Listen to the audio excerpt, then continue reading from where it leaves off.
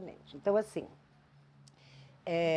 a ideia de olhar o filme, né, qual é a leitura que eu vou fazer, deixa eu ligar aqui, ó. É a seguinte, o que eu pensei, né? Como é que pensei em fazer isso? Como tem várias interpretações do filme, tem muitas discussões sobre o que era, o que não era, se é tudo fantasia, o que não é fantasia, eu foquei num mito que eu vou criar a partir de uma das leituras que foram feitas da interpretação do filme, tá? Então, nós estamos considerando aqui a leitura que diz que ele era filho dela e do Thomas Wayne. Tá? Então, nós estamos considerando essa versão do filme, que ele era adotivo, que era uma criança adotiva, por conta que ele não era uma criança adotiva, que isso foi uma invenção do Thomas Wayne para se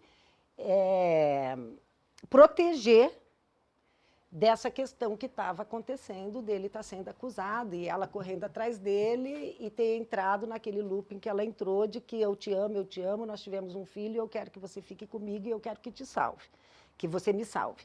Então, eu estou considerando que o Coringa, sim, é irmão do Batman, filhos do mesmo pai, e que o pai, por ser um homem tão poderoso, interna aquela mulher e faz todo aquele sensacionalismo, coloca no jornal que a criança estava sofrendo abusos do namorado da mãe, e essa mãe foi internada por conta desses abusos que estava sofrendo do namorado e que o filho também estava sendo abusado pelo namorado, abusos físicos.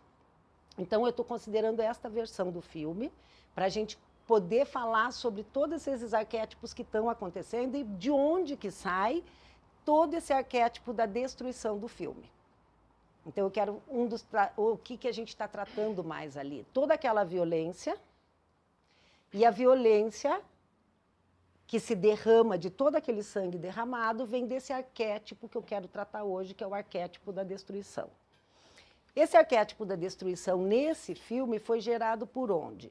Por um suposto abandono de um pai que não assume uma criança por uma questão de poder. Então, tem um homem poderoso que seduz uma moça bonita. Vocês viram no filme essa foto aqui dela? No final do filme? Deixa eu esperar o Cadu sentar. Oi, Cadu. Tudo bom? Então, assim, essa foto dela, ó, no final do filme, né, ele acha essa foto da mãe, então tem essa foto da mãe dele, da Penny, quando ela era jovem e se apaixonou por ele, aqui ele já está velho, né, já é no tempo atual. Quando ela se apaixona por ele e se envolve com ele e engravida, ela ainda era uma moça que tinha condições de estar inserida no mundo, né, com uma identidade, ela trabalhava, ela tinha condições de estar dando conta da vida social dela. Não era uma pessoa ainda isolada, ela trabalhava e estava tendo uma vida social normal, engravidou deste homem, e este abandono que ela sofre dentro dessa ilusão da ingenuidade de uma moça frágil, simples, financeiramente de uma classe social inferior à do pai da criança. Essa moça entra num estado de ilusão, de ingenuidade, que vai casar com esse cara, engravida do cara, ele não assume o filho, claro que não. Ela, nesse estado de abandono, que não quer lidar com essa desilusão que ela teve, por uma questão de ingenuidade, se envolve numa relação abusiva com um homem, e esse filho é abusado também fisicamente por esse namorado. Então, tem uma questão de uma rejeição do pai. Esse menino foi rejeitado pelo pai, ela foi rejeitada pelo amante, o menino sofre abuso. Então, este menino que vai gerar toda essa violência, ele vem dessa ferida narcísica, da rejeição do pai e de uma ferida narcísica de uma mãe que não consegue superar o fim de uma relação traumática e o fim de uma relação ingênua que ela teve, onde ela cria um estado ilusório de que casaria com um homem que jamais casaria com ela. Então, ela cria essa ilusão não se faz, dessa ilusão ela cria uma ferida de abandono e rejeição, essa ferida de rejeição tem um filho, que é esse menino, que é fruto dessa rejeição e desse abandono, e ela continua sofrendo a marca dessa ferida, e o menino sendo, então, o tempo inteiro vítima dessa ilusão que a mãe não conseguiu reparar, tá? Como ela não repara essa ferida, o que ela faz? Escraviza o menino para o menino cuidar dela para o resto da vida, porque identificou esta criança como causador de todo o mal que ela foi acometida, e não a ingenuidade dela. Então, ela identifica o menino e o menino passa a ser, então, o responsável por essa dor dessa mãe, e ele passa a vida inteira nesse estado de ansiedade, tendo que cuidar dessa mulher, ele já vítima de rejeição, vítima de abuso físico, fazendo parte dessa dor, dessa ferida simbiótica que aconteceu entre os dois. O menino, então, se transforma neste filho devorado por uma mãe devoradora, que se isola dentro dessa dor, que se isola dentro dessa ferida e não consegue mais fazer nenhuma relação com o mundo externo que não seja a ilusão que ela tem de que ele vai voltar. Então, ela continua acreditando que ele é um homem bom, que ele não recebe as cartas, que qualquer dia ele vai ler uma carta e qualquer dia ele vai voltar. Então, ela mantém eternamente essa ilusão. Ela nunca conseguiu destruir a imagem do homem perfeito, porque para destruir a imagem do homem perfeito, ela teria que se confrontar com a verdade da ingênua que ela foi. Então, entre se confrontar com a verdade dela e continuar mantendo a ilusão, ela continuou mantendo a ilusão, ficou agarrada nesse osso. Parênteses, tá? Toda vez que a gente se envolve com alguma ilusão ingenuamente, e este projeto ilusório, ingênuo, que a gente se meteu, fracassa, nós temos grandes chances de não conseguir dar conta simbolicamente do que aconteceu, porque eu não consigo olhar para o espelho e me ver como agente causador do mal que foi causado a mim. Porque foi a minha ingenuidade, porque foi a minha previsão errada, porque foi a minha prepotência de achar que as coisas fossem dar certo, e elas não deram. Em vez de eu olhar para as minhas escolhas, eu olho para o mundo e digo que o mundo foi culpado do mal que eu fui acometida. Sim, teve um agente causador fora, mas dentro foram as minhas escolhas, a minha ilusão, a minha ingenuidade. Então, toda relação de perda, para eu conseguir fazer uma relação, para eu conseguir fazer uma relação que transforme a minha imagem pessoal diante de uma perda, eu vou ter que me confrontar com uma verdade no espelho. Onde foi que eu errei? Onde é que foi que eu errei no cálculo? E ela não quis fazer isso, ela ficou o tempo inteiro amarrada neste engano, nesse erro, nessa dor, aprisionada na ferida, mas acreditando ingenuamente que um dia ele voltava. Então, quando a gente não simboliza o que em mim me meteu nessa encrenca, eu passo o resto da minha vida me aprisionando dentro dessa imagem, sendo incapaz de lidar com a realidade. Cada vez mais eu vou criando um estado ilusório entre...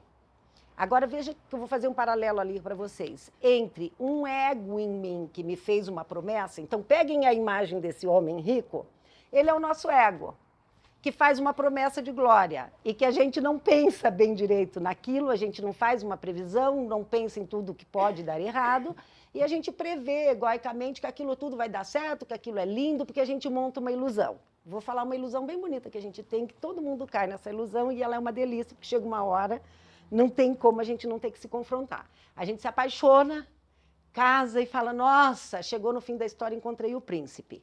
Eu estou encontrando o meu caminho do confronto da pessoa que eu vou me tornar com as dificuldades que aquele casamento, inclusive o príncipe, vai me trazer. Eu não estou me encontrando com o sonho e com a realização do sonho. Eu estou tendo a oportunidade de encontrar alguém que me leve para a realidade da vida, as dificuldades do cotidiano. E conforme essas dificuldades vêm, nós vamos ter que nos confrontar com os desafios que esse outro vai me trazer. Em vez de eu me confrontar com os desafios, eu todo dia estou achando que eu estou me decepcionando com aquela pessoa, porque eu tinha projetado naquela pessoa uma imagem que o meu ego acreditou que tivesse naquela pessoa. Em vez de eu cada vez mais achar, quando vem um desafio dentro de uma relação, eu achar dentro de mim uma qualidade psíquica, comportamental, capaz de lidar com aquele desafio, eu ponho em mim mais uma mágoa, mais uma decepção, mais um desejo de que aquilo fosse mais perfeito do que eu gostaria que tivesse sido. Então, em vez de eu lidar com a realidade que se apresentou, eu vou aumentando cada dia a minha ilusão. Então, olhando para ele como esse paralelo desse ego, que cada dia vai ficando mais forte, cada dia criando mais ilusão, cada dia querendo mais poder.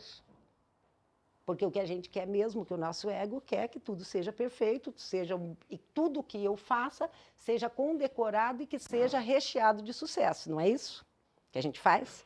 Então, em vez dela se confrontar dentro dela com essa imagem egóica que ela fez do projeto de sucesso, ela ficou aprisionada nessa dor e cada vez mais sofrendo dessa ferida.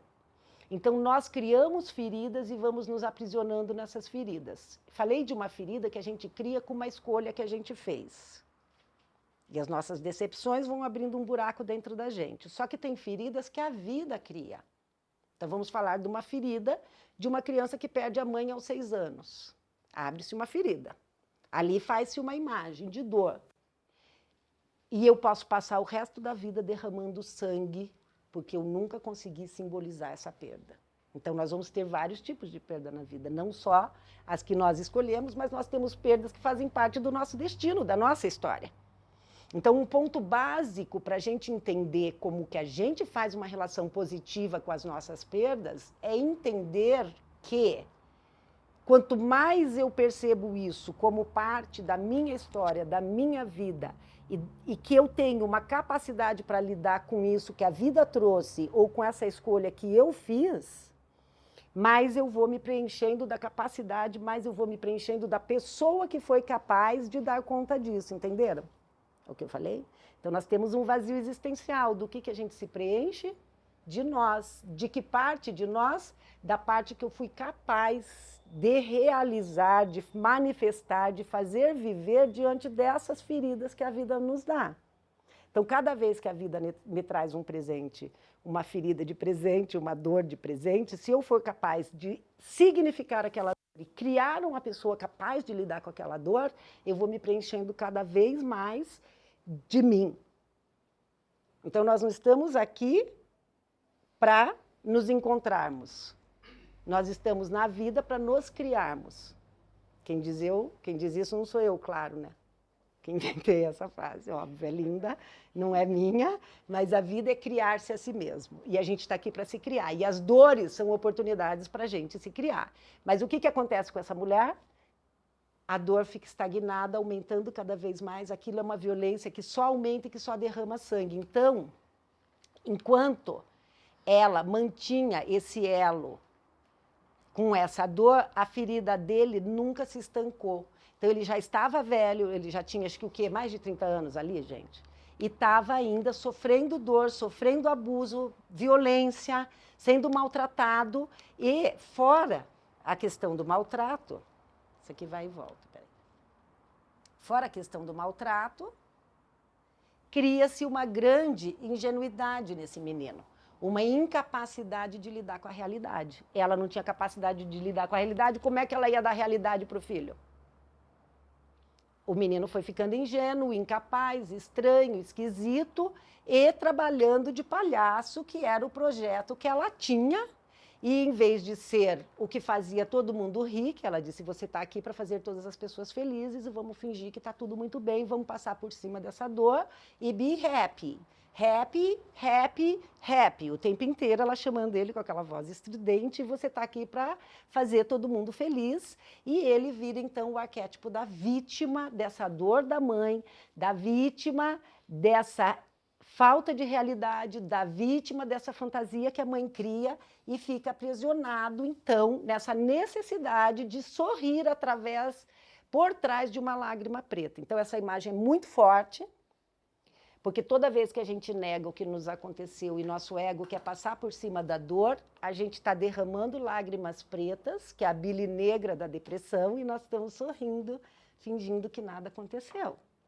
Então, a gente tem uma mãe interna dentro de nós que, em vez de dizer se cuide, cuide da tua dor, cuide da tua ferida, nós temos uma mãe interna que diz assim, finja que nada está acontecendo e continue sorrindo.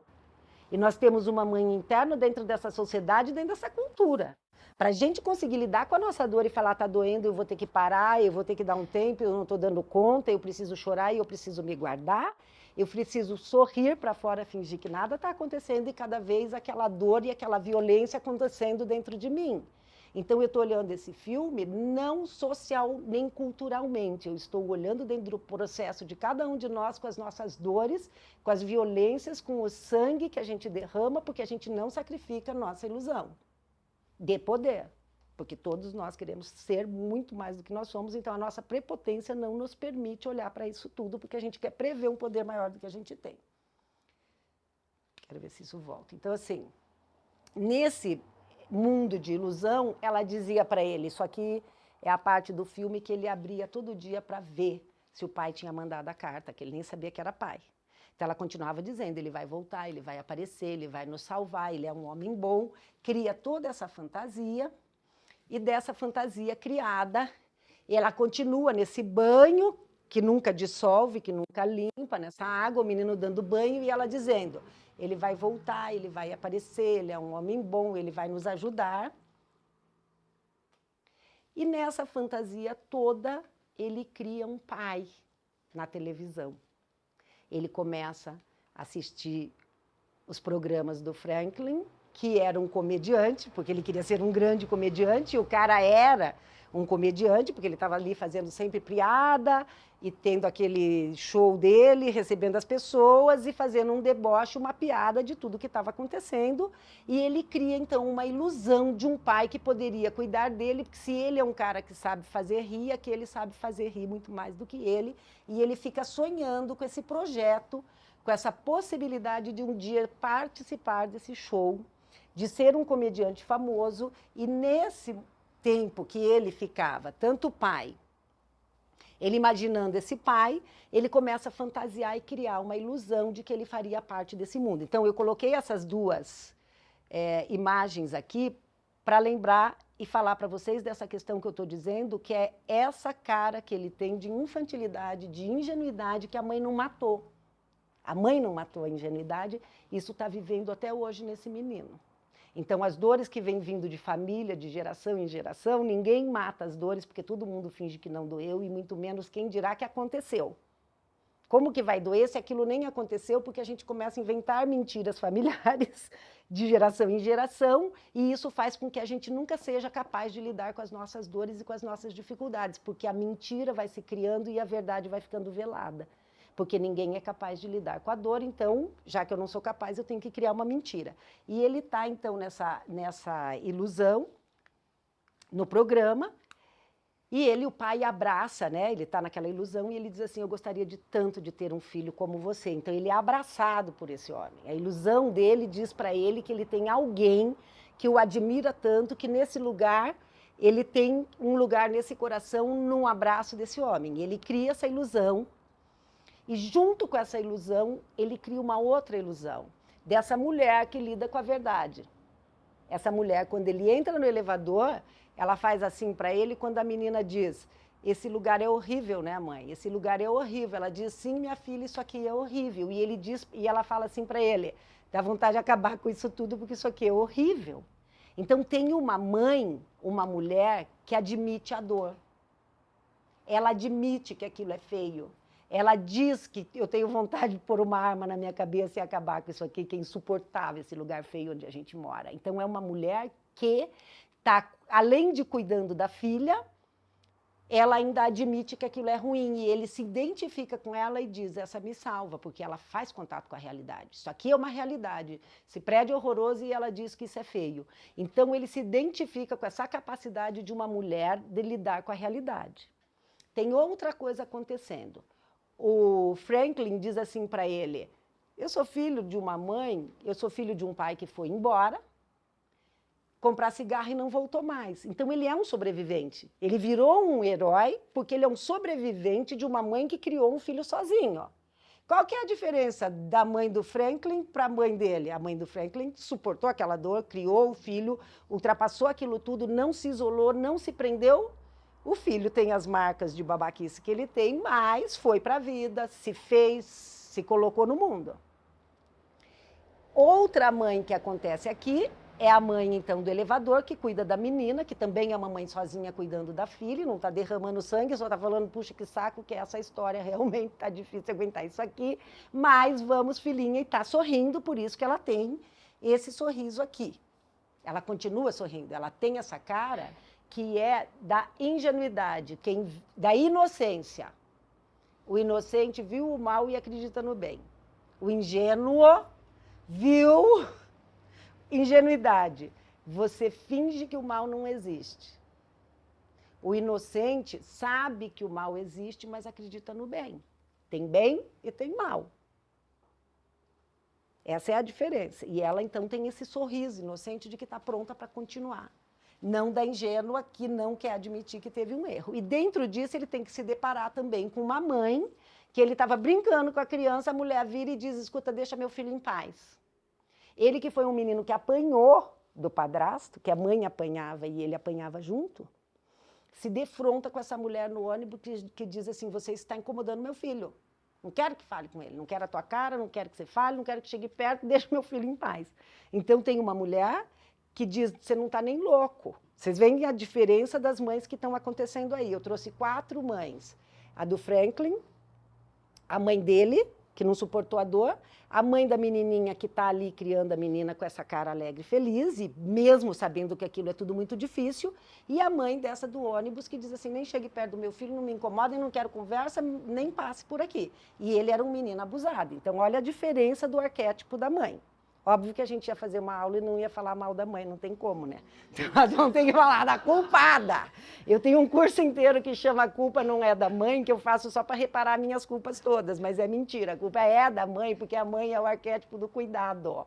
E nós temos que aprender a nos cuidar. E aquela criatura mortal que nos criou não sabia cuidar nem dela, quem dirá da gente. E quando a gente tem um neném, a gente não consegue cuidar nem da gente, quem dirá do neném que nasceu.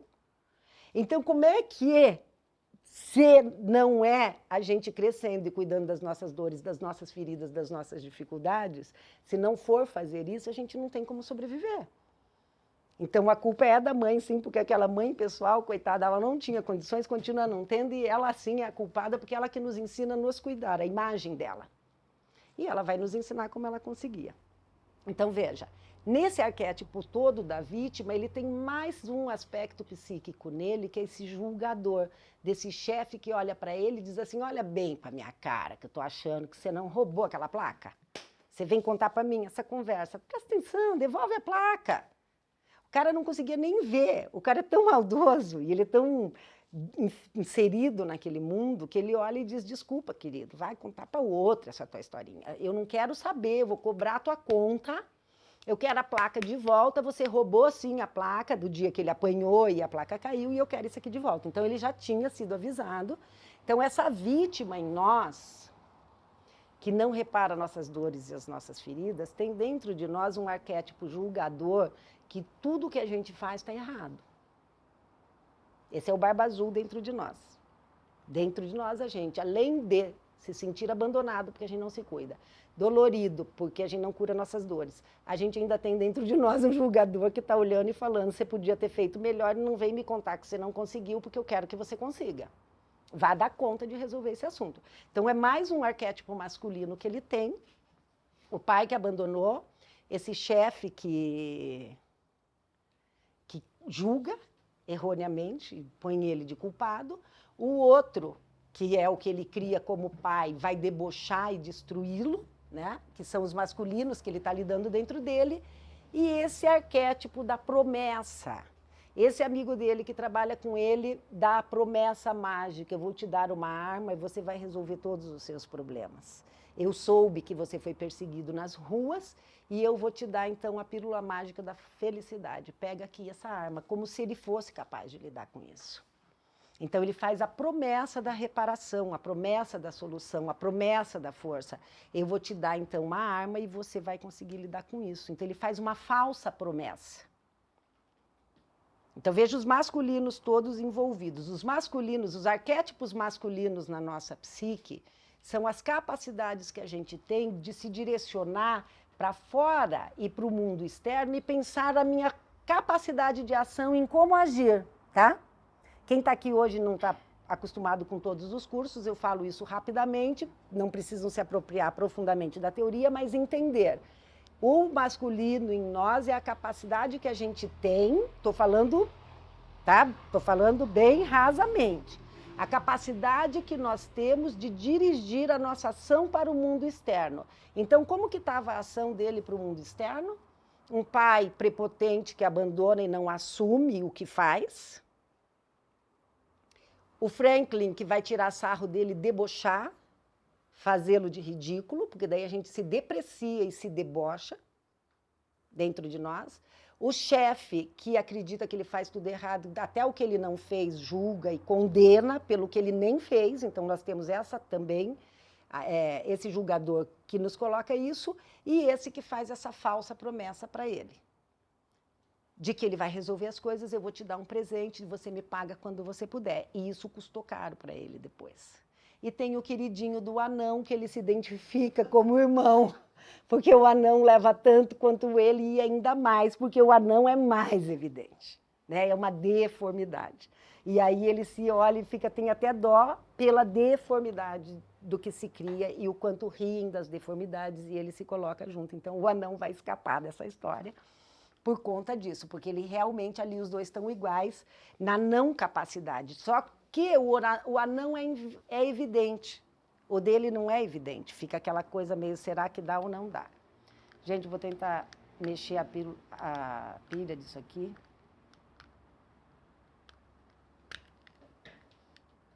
Senão eu vou ter que ficar... Deixa eu ver se é isso ou se é o... Foi. A pilha sai do contato conforme eu mexo. Ele dá essa arma, dá a falsa promessa, ele que sobe essa escada todo dia, quase morrendo de, né, arrastar essa dor de subir todo dia para chegar, ele está lá embaixo, tem que voltar para casa, vem vindo com essa arma na mão e ele ganha um brinquedo que ele não pode lidar. Então, muitas vezes na vida, a gente acha uma solução rápida para resolver as questões e a gente está se metendo numa coisa mais difícil ainda, que não vai resolver o problema, mas vai criar outro muito pior. E a gente tem essa ilusão. Muitas vezes, porque a gente quer sair rápido do problema. Daí você fala, nossa, vou por aqui. É ali mesmo que o problema vai te levar mais para baixo, mais um degrau para a gente se encontrar com o que a gente tem que ver. Tá? Então ele vai lá, está subindo aí, está brincando, começa a dar os tiros, porque ele não sabe lidar com isso, com essa força que ele arrumou. Está tudo desajeitado e ele começa a brincar com isso tudo, daí ele está achando que está abafando e está se achando o máximo, está cheio de autoestima aí nesse... Legal, né, esse momento. Se você é feliz e sabe disso, bata as mãos, né? Bata a palma. Se você é feliz e você sabe, ele estava abafando, porque ele está poderoso com aquela arma que ele consegue, só que mexe. E aí ele está brincando disso tudo e é uma coisa muito engraçada. A gente ri no filme disso, quando a gente viu de novo o filme e reassistimos o filme, você acha engraçado, porque ele está ali super desajeitado, achando que ele está abafando, fazendo aquela graça toda, quando ele vê o poder escapa da mão dele. Então a gente está achando que está dominando a parada, na hora que a gente vê o troço, esparrama, e na hora que esparrama, que é muito engraçada essa cena, ele sai correndo para pegar, para fingir que aquilo não aconteceu, aí ele olha na cara da criança e faz assim, ó. Sempre tem uma testemunha da nossa miséria. E sempre é um amigo desgraçado, que é arquivo de memória. Você esquece... Aquela pessoa infernal, 30 anos depois fala, você lembra aquele dia? Daí você fala, que dia? Ah, não, acho que não, você me confundiu, não fui eu. Sempre vai ter, tomara que seja um amigo, né? E quando a gente tem um monte de testemunho que você não queria que estivesse junto e vai estar lá. Então, veja, ali despencou tudo. Ele fez aquele falso poder e a hora que ele viu aquilo tudo desmoronou e aí ele vem ladeira abaixo para lidar com isso. E quando ele foi demitido, então. Não, ele não tinha sido demitido aí ainda. Eu não coloquei em ordem cronológica, porque eu quero falar de fatos, então eu estou deixando, coloquei na sequência para a gente amarrar a história. Então, veja, ele está voltando para casa e ele se identifica com essa mulher, né? Que também é uma oprimida. Os 3 babacas, são mais 3 ânimos poderosos dentro deles, super babaca, poderosos, filho do poderoso, que se cria capaz, e ele estava acabando de lidar com isso. Ele tinha criado, né, um ego capaz, estava com a arma, achando que ele podia, e aquilo já não deu certo. E a hora que ele... Você vê que ele já destrói os 2 imediatamente, mas a hora que ele olha essa mulher e começa a ver que ela passa o que ele passa, ele vai dando um desespero. Ele se sente incapaz de lidar com aquilo e ele começa a ter a crise histérica, do riso histérico, eu quero conseguir isso aqui, não dá conta, eu estou nervoso com isso, e essa incapacidade, ele entra nesse desespero que incomoda e salva a moça. Então, esse incômodo que ele teve na hora que ele olhou para aquela cena, quando a gente começa a olhar e falar, gente, isso aqui não está bom, né? Eu não vou dar conta disso, mas isso está ruim, eu não sei o que eu faço, eu quero mudar de corpo. Eu queria que tivesse um Achados e Perdidos, um reclame aqui, que você falasse, vamos mudar de corpo, estou aceitando troca de corpo, e a gente quer mudar de corpo porque está tudo muito ruim, não consegue, e aí a gente resolve destruir tudo, né? Ele vai lá, mata os 3, acaba com todo mundo. Na hora que acaba com todo mundo, ele vai e faz a dancinha, porque ele fica poderoso, porque ele começa a se sentir cheio de si, porque ele tinha conseguido se confrontar com alguma coisa. Ali começou. Quando ele sai dali, ele vai todo feliz, entra no estado ilusório e abraça. E beija a moça, num estado de ilusão, achando que ele bateu a campainha da casa dela, chega e dá aquele beijo, porque ele vai lá e consegue aquela mulher. Então, ele cria outra ilusão. Na hora que ele se sente capaz de destruir aqueles que são filhos do pai dele, né? Os que o pai dele, aquele ânimos que ele tem prepotente, ele consegue destruir aqueles 3, ele se enche de poder de novo, chega ali e ele começa a entender a verdade. Nessa situação, ele olha, abre a carta da mãe e começa a ir atrás da verdade. Sabe o que está acontecendo? Tem um... Rick tem que avisar a Ia que o aquecedor deve ter acabado o gás ali. Acho que foi isso que aconteceu. Então, assim, ele chega em casa, começa a ler as cartas e começa a entender o que acontece, por que ela cria essa fantasia com esse homem. Ele chama a mãe e ele começa a entender o que está acontecendo, lê a carta, ele chama a mãe se tranca no quarto, e ela não quer assumir aquilo tudo e diz, ele é um querido, ele é um amor, isso não é verdade, ela entra naquele desespero todo, mas ela continua se isolando dentro das 4 paredes da mentira dela. Quem quiser ler A Donzela Sem Mãos, do Mulheres que Correm com os Lobos, quando ela resolve que ela não vai ficar presa nas 4 paredes da ilusão que o pai dela tinha montado para ela, o ânimos prepotente dela, e ela resolve ir atrás da verdade. Então, ali ele começa a ir atrás da verdade. Então, a gente precisa revisitar as nossas memórias. Eu criei uma memória na infância do que me aconteceu, e junto com essa memória do que me aconteceu, eu criei uma personalidade que eu acho que me protege. E eu preciso revisitar a minha memória para recriar essa personalidade que está me desprotegendo. A mãe dele disse para ele, sorria que você vai ser feliz, finja que está tudo super bem. Então, veja, a gente cria essa personalidade, nós temos que revisitar nossas memórias, revisitar a nossa história para saber de onde que a gente criou essa ilusão para achar que esta personalidade que está me destruindo me protege. Entenderem? De onde que eu estou achando que essa personalidade que está me desprotegendo me protege. E eu preciso fazer esse confronto com a minha verdade, com a minha história, e ele está começando no filme, então, a fazer esse caminho. Nesse meio tempo, ele tenta, então, no meio desse poder todo, demitido, já conseguido matar dos 3, ele vai lá, então, fazer a estreia dele, dar sucesso, para ver se aquilo dá certo, e ele fica mais exposto, passa mais vergonha, aquilo não funciona, né, o projeto do comediante. E a mãe, nesse ínterim, fica sabendo, então, que ele tinha sido acusado, a polícia veio... investigador veio ali para investigar o crime, a mulher fica desesperada e infarta. Quanto menos a gente lidar com a realidade, mais velho, mais frágil, menos capaz. Então não dá para contar nada que a pressão sobe. Não é assim? Aí a pressão sobe. Dá para falar nada. Daí a gente vai ficando velhinho, não dá para falar nada. Daí chega uma hora que não dá para falar nada. E se você falar qualquer coisa, vai aumentar a minha pressão. Aí você não pode falar nada. Não é assim? A gente conhece, todo mundo que tem velho aqui em casa sabe que sobe a pressão. Não dá para contar nada, que sobe a pressão. Porque eu não tenho capacidade de a vida inteira lidar com essa pressão, a pressão começa a subir.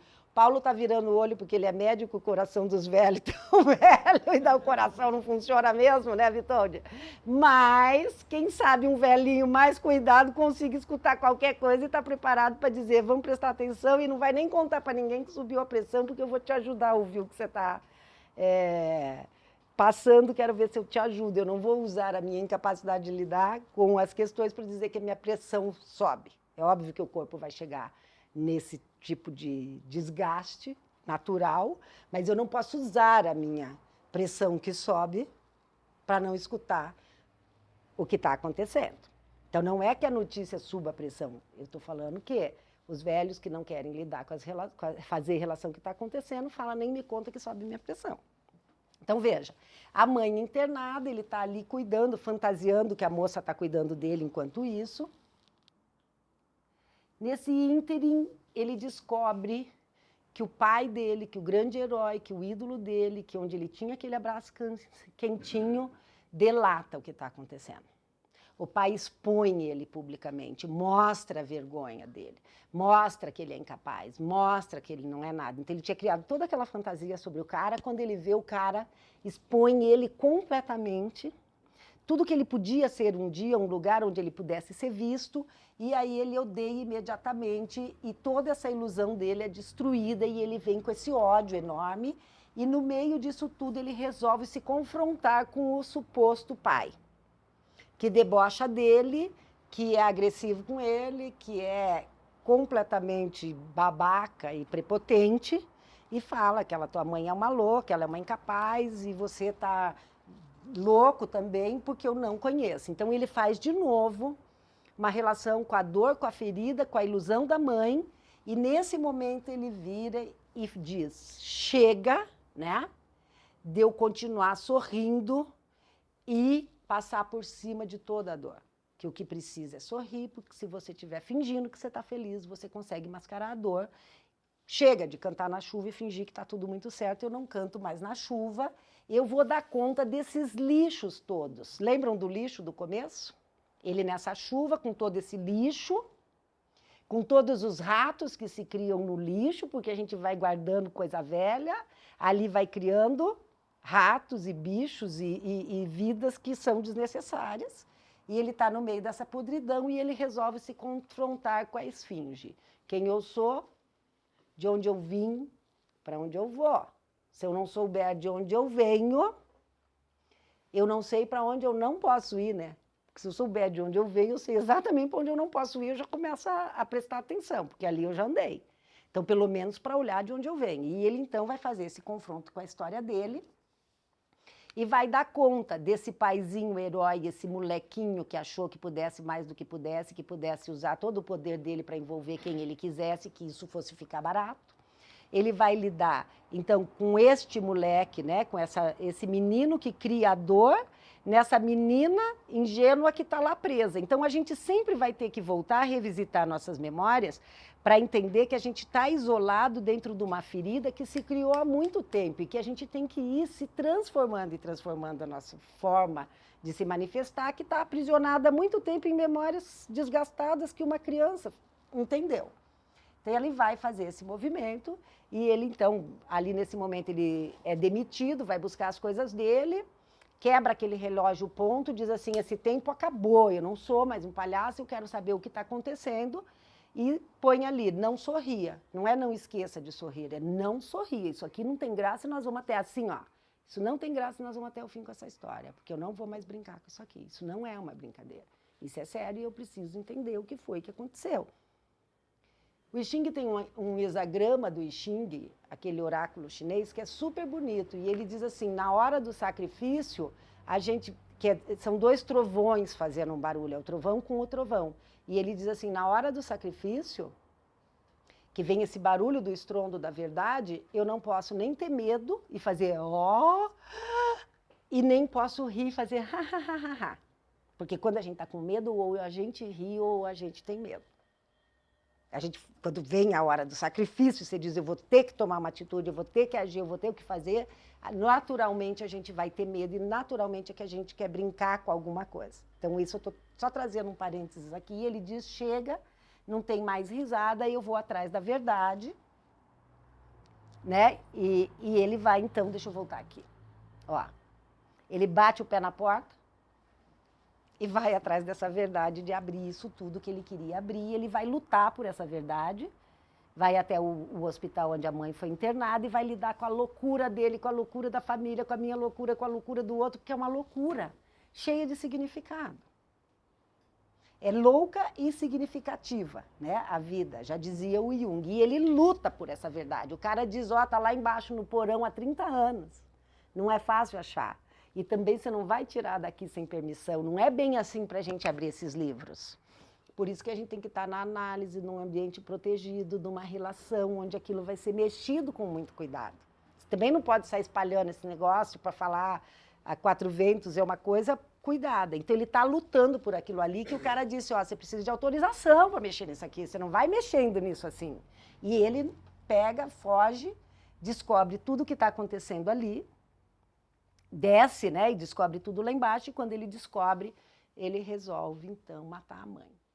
Ali ele está nessa cena sufocando a mãe, e é como se ele matasse aquilo e dissesse assim, chega dessa incapacidade de lidar com isso tudo, eu não suporto mais sorrir, eu não vou fingir que está tudo muito bem, eu vou acabar com o que está me incomodando, eu vou fazer o que tiver feito, e ele vai lá e sufoca isso e diz, acabei com isso. Eu não quero criar uma ilusão de que dá para continuar rindo, fingindo que nada aconteceu, mata a mãe, se mete dentro de uma geladeira, tá? Entra dentro da geladeira e congela. De novo, piorou. Eu faço contato com a dor, eu fico desesperada, daí eu gelo meu coração e falo, já sei, eu não vou me relacionar nunca mais com ninguém. Daí eu não sofro. Não é lindo? Vai indo. A gente vai querer relação. E, inclusive, a gente tem que fazer relação com isso. E se eu congelar o meu coração, eu só vou me isolar e cada vez ficar mais duro, mais amargo, mais insuportável e criar mais problemas. E ele, então, acabado de congelar, e é linda a imagem, né? Porque ele entra dentro da geladeira mesmo, ó. E tranca a porta. Toca o telefone, quem que é? Pediu, né? E veio. O Franklin convidando para vir no programa dele, então, porque ele quer tirar mais sarro do cara. Um pouco. Então, aquele que se deu bem, que a mãe deu conta da dor, que ele vira, então, um comediante, que ele faz graça com a dor de todo mundo, chama e fala, então, vem cá que eu vou rir mais um pouquinho de você. Ele começa a se arrumar para o programa, quem que aparece, meio nervoso, com a bobagem que fez, de dar uma arma para quem não devia? O amigo, que está preocupado porque a arma era dele. O que ele faz? Se confronta com essa sombra, destrói a cabeça do cara na parede. A gente tem que se confrontar com essa falsa ilusão de que eu vou solucionar facilmente as coisas quando eu não estou apto. E ele pega o cara e quebra o cara. Ele destrói aquilo, porque cada vez ele vai ficando com mais ódio de tudo. E a gente tem que entender que a gente vai fazer isso, gente. Que a gente não sabe, que a gente está aprendendo, que é devagar, que é aos poucos. E ir perdoando essas bobagens que a gente cria de pensar que vai resolver magicamente as coisas. Não vai.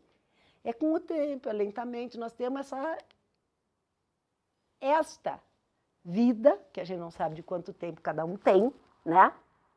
Nós temos esta vida para resolver esses baralhos, o que a gente conseguir, porque nós não vamos resolver. O que a gente puder solucionar. Então, ele vai lá e destrói isso com esse ódio todo. Ele já está pintado para sair. Nessa hora, a gente entra em desespero, né? Então, você veja a marca do sorriso, vai virando sangue na cara. Tá vendo a imagem mudar? Ele começa a se manchar de sangue. Essas foram as primeiras manchas de sangue que vêm. Do sorriso e da lágrima preta, vem esse sangue na cara. Vejam como as imagens, depois vão ter mais 2 imagens desse sangue que vem banhar no rosto, porque vai ficar cara a cara com isso e dar conta dessa dor. O anão, então, naquele desespero, ele começa a comer a unha no cinema, desesperado, fala, pronto, agora ele vai matar o anão. E aí dá aquele desespero, o anão não consegue abrir a porta e fala, não, que esse cara é tão azarado que agora ele vai morrer. Não, ele salvou. Então você vê que a gente também sai ilesa de umas, né, que a gente fez tão bobamente, que não tinha o que fazer, a gente ainda é pequeno, a gente não dá conta, e a gente cai e escapa de várias, gente. Então a gente não se perdoa, mas quantos que por sorte a gente se escapou? Não é? A pessoa fala, nossa, que azar, foi atravessar a esquina, o carro bateu. Mas quantas vezes atravessou a esquina e o carro não bateu, criatura? Se bateu nessa, junto o carro aqui, ó, vamos para frente, costura aqui e vamos ver o que a gente faz. Prendeu. Mas, enfim, o anão escapou. Aí ele sai forte e poderoso e se transforma e se identifica, então, com o Vingador. Porque quem delatou ele, quem falou que ele era um fracasso, quem traiu ele, foi a fantasia que ele criou com o Franklin. E ele sai para se vingar dele. E vem nessa dança maravilhosa e não tem quem não se apaixone por esse poder todo. Porque ele realmente dança, ele realmente tem capacidade. Então, o que é mais triste, sabe o que é? Que dentro de nós tem uma imagem potencial, verdadeira para se fazer e se manifestar, e ela está deformada, torcida e retorcida e confinada dentro das nossas dores. E a gente está quase vivendo aquilo, mas não vive aquilo, porque às vezes a gente até tem a coisa, mas não se enxerga naquilo. A gente nem se vê naquilo que a gente tem, a gente não consegue se reconhecer no que a gente tem, de tão presa que eu estou naquela que não consegue ser. Então, ele desce com aquele poder. Então, vejam como ele, quando ele se identifica com a capacidade, ele desce aquilo e diz, eu vou acabar com essa ilusão toda e a contaminação que acontece, né? Tanto para o bem quanto para o mal. Gente, nós estamos falando aqui do arquétipo da vítima, né? Todos os cursos eu falo, você tem um arquétipo que cai bem, é o da vítima. Cola na vítima que você vai para frente, ó, sucesso, ó. Vai ter um monte de gente batendo palma, com dó de você, falando coitadinha, e cada vez você dando mais comida para tua vítima. Cai na vítima. E a gente cai na vítima. A vítima é a mais fácil da gente ir. A mais bonita, inclusive, a que socialmente melhor pega é a vítima. E aí veja a contaminação daquilo tudo, de todo mundo vira, quando viu que ele matou aqueles que são os prepotentes. Eu só viro vítima por causa de uma prepotência em mim. A minha prepotência me cria situações que eu me envolvo com pessoas, inclusive, que me fazem mal, porque eu fui prepotente o suficiente para achar que a pessoa rouba todo mundo, mas eu não. Sabe aquela? Nossa, o pintor desmarca com todo mundo, recebe de todo mundo e não faz? Não, mas na tua casa você dá pãozinho e lanchinho para ele, ele nunca vai fazer isso com você. A hora que você viu, ele pega o teu dinheiro e não pinta. Não é isso? A gente não cria essa história? Comigo não, então fui eu, não sou vítima do pintor, eu sou vítima da minha prepotência que pensou que o pintor que rouba todo mundo não vai me roubar. Tá, vamos para frente, senão isso aqui não acaba. Então, assim, tem vários isolamentos, eu coloquei essa foto, sempre a gente vai se isolando dentro dessa imagem. Ele está isolado olhando para fora no ônibus, sempre tem um vidro, tem uma redoma que a gente vai colocando para não fazer contato com a realidade externa. Mas ele pega e joga essa máscara e fala, chega. Quando ele desce, então, do trem, né? Joga essa máscara e diz, chega de ser o palhacinho que está sorrindo. Eu vou ser o que agora vai dar conta de me confrontar com aquele cara e eu vou cobrar a conta dele. Só que ele está indo lá e ele tinha se programado de cometer suicídio na frente do cara, para apavorar o cara. E sai poderoso, achando, então, que ele... Olha a pose. O poder todo, entra dançando a dancinha, beija a velha, né? Dá esse beijo poderoso na velha, vem com tudo, né? Para destruir isso tudo que ele tem para destruir. Aí eu fico pensando, né? Não manchou o batom. Todo mundo esperou que ele ia ficar com a cara inteira, que a velha ia ficar manchada de batom.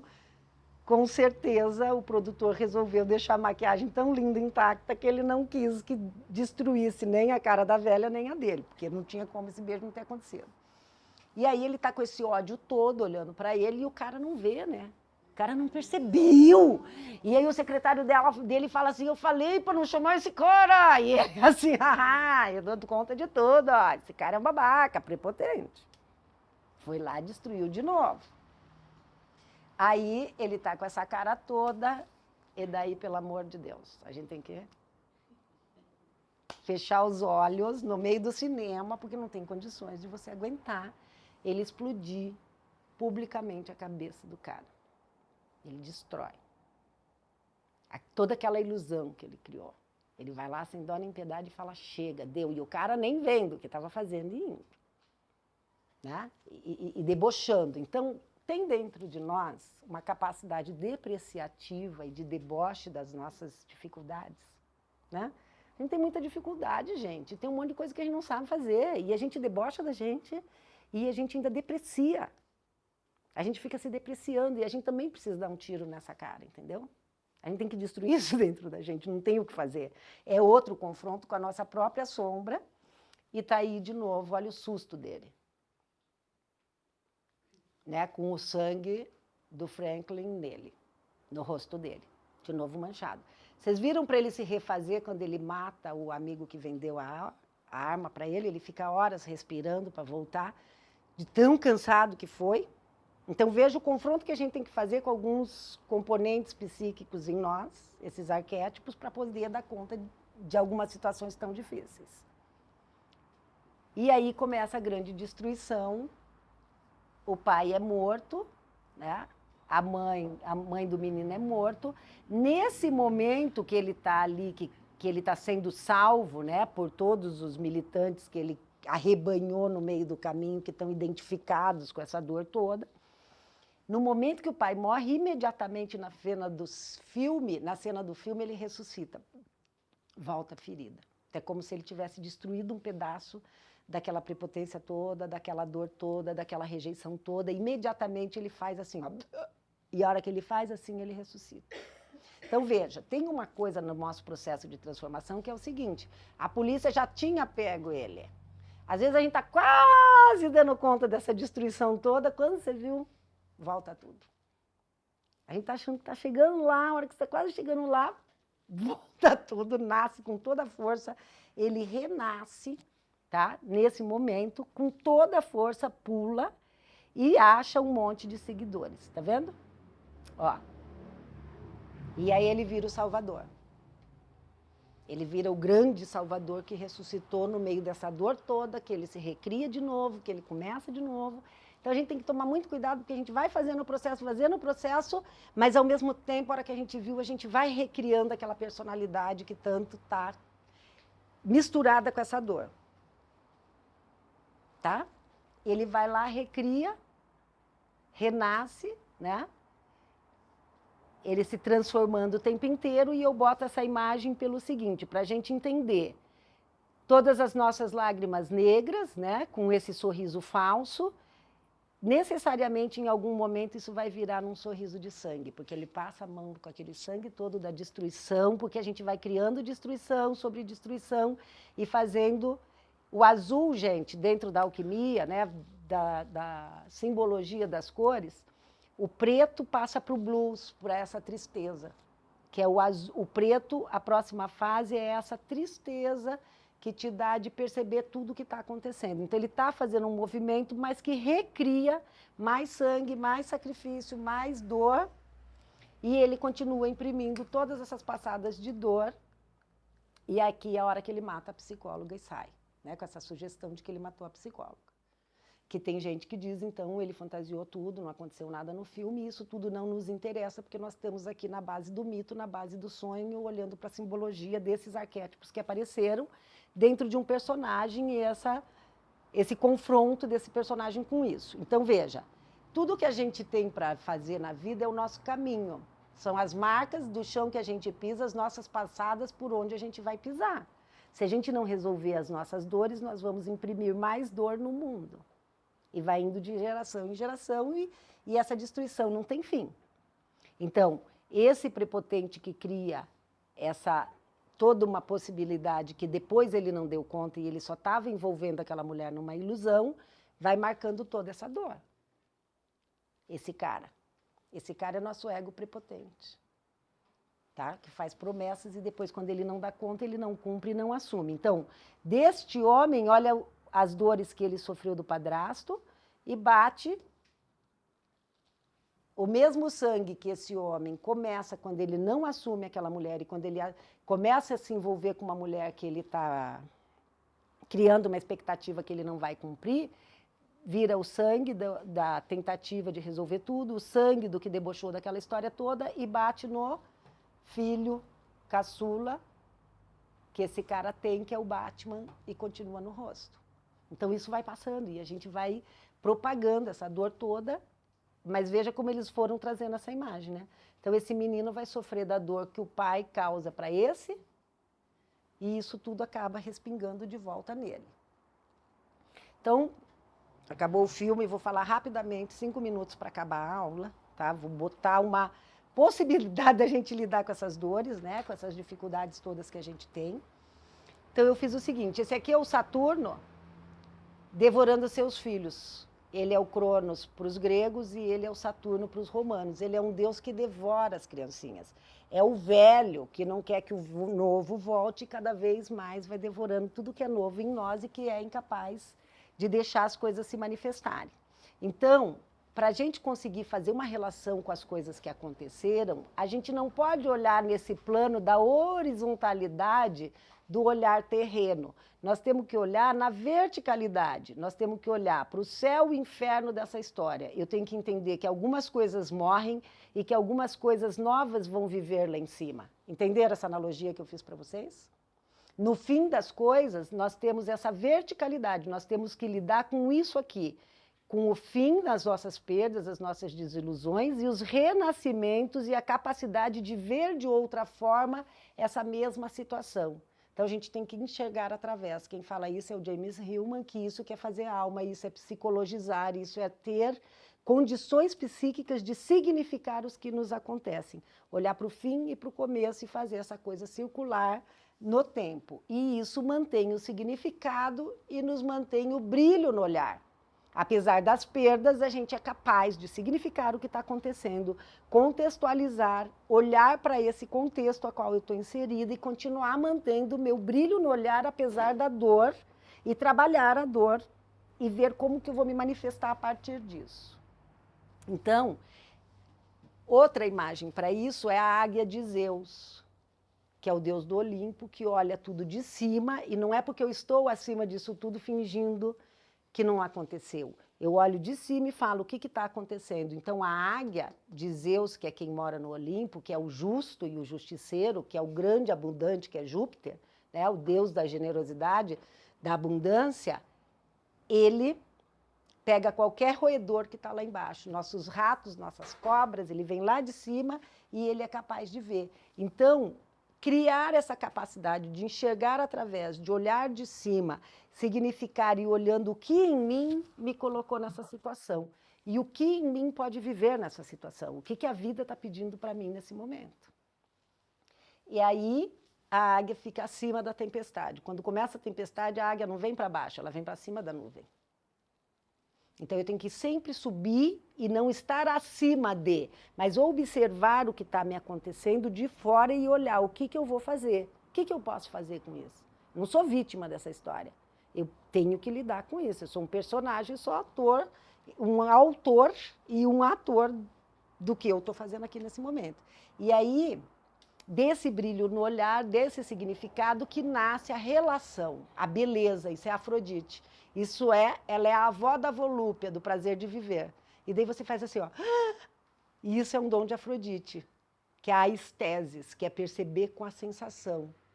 De onde vem a anestesia, que é você não conseguir ver o que está acontecendo e nem sentir. Então, quando eu faço relação, eu significo, apesar de toda a dor, eu ainda me sinto vivo e ainda me sinto prazer de viver apesar disso tudo. E aí, é como se a gente fizesse relação com esse mundo imaginal, isso é muito profundo para quem não faz curso sempre, tá? Mas estar vivo, gente, ó, estar vivo é ter toda essa energia, porque nós temos um corpo físico e nós temos a psique que anima essa matéria, que é a alma, que é uma energia. Quando eu vou tendo significado e vou lidando com todas essas imagens, essa energia vai ficando cada vez mais forte, eu tenho cada vez mais prazer de viver e mais contato eu faço com isso que a gente chama de divino, ó. Tá vendo? Tá vendo os dois olhos aqui? Essa força poderosa, divina dentro de mim, que eu sinto essa capacidade que eu tenho de reimaginar de me conectar com um mundo imaginal que me transforma e me torna capaz de lidar com as dificuldades do dia a dia. Então, isso aqui é estar vivo. Então, eu posso ter um corpo físico, tenho uma alma, mas eu não estou desperta. Eu estou anestesiada, que é o que está acontecendo com aquela mulher. Ela estava morta, o filho estava morto, ninguém está vivo dentro dessa história. Só está vivo quem consegue fazer significado. E aí, a gente se conectando com essa dor, com esse significado e vivendo o que está acontecendo, fazendo relação,